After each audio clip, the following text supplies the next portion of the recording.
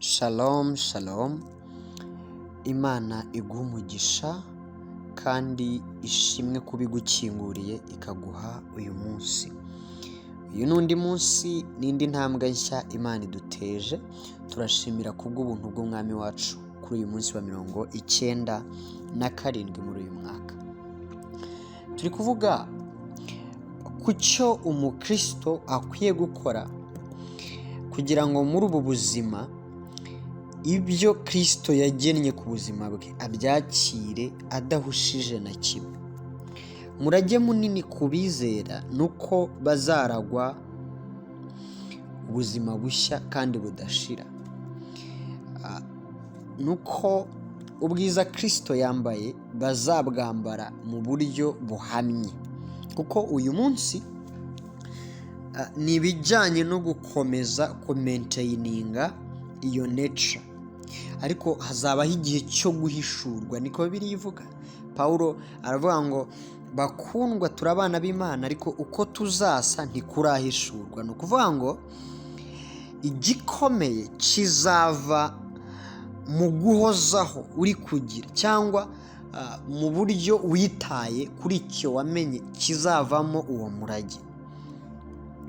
Ariko nanone mu rugendo rugana ku iyo nsinzi y'iteka bisaba impamba kugira ngo uyu muntu agwize imbaraga z'umutima n'iz'umubiri, kuko byombi arabikeneye muri uru rugendo. Niyo mpamvu dukomeje kuvuga kugandukira Imana number 1. Ariko uyu munsi tugaruke mu mibereho. Bibiliya iravuga, Kristo ubwo aravuga ngo itegeko njye mbahaye mukundane nk'uko nabakunze. Iyo asobanura urukundo aravuga rurihangana, rurababarira, ntirugambirira ikibi n'ibindi. Then umuntu yagandukira Imana gute atagandukira ababana nawe, abantu muri rusange? Simbyumva. Rimwe mu mabanga y'insinzi muri ubu buzima ni ukuba umuntu wemera kuganduka. Ibi iyo tubivuga ntabwo ari ikintu gikwiye kuba kuko wabonye ukwiye kugikorerwa. Dore abenshi ni uko tugenza. Abantu benshi iyo babwiye guca bugufi, kuganduka mu byo bakora no kubo babana nabo, batekereza ko iki ari ikintu gikwiye gukorwa kuko wabonye umuntu ukwiye kubikorerwa.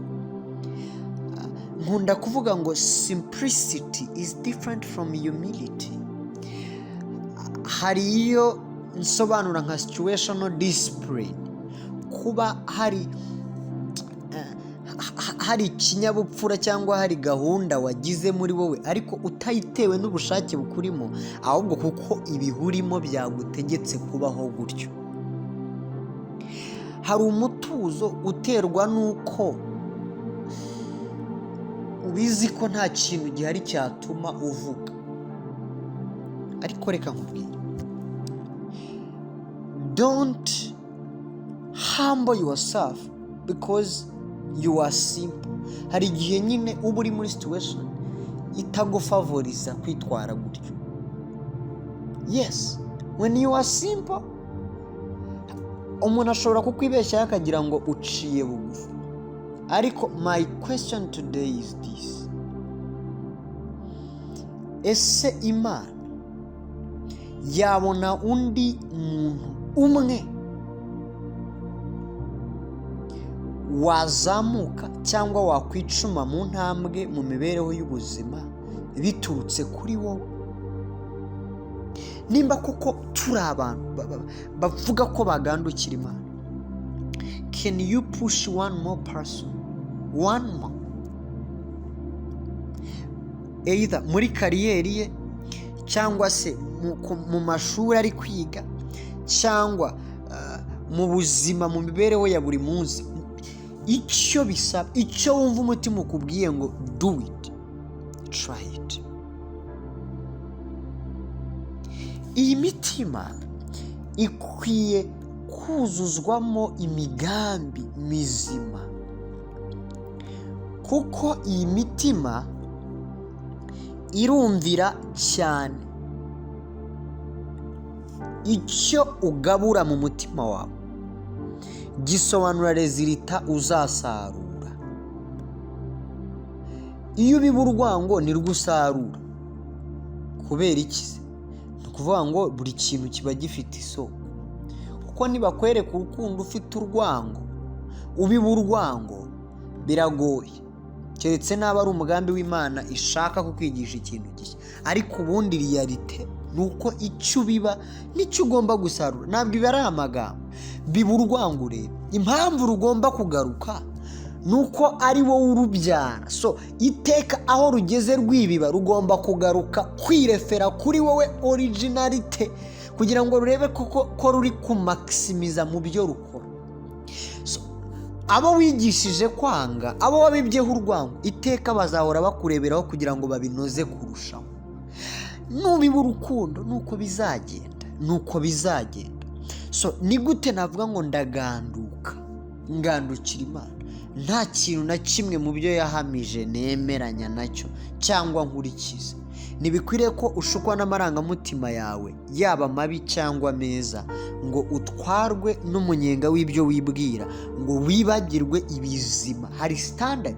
Iteka iyo Bibiliya ivuga igaragaza standard z'uwakoze neza n'uwakoze nabi.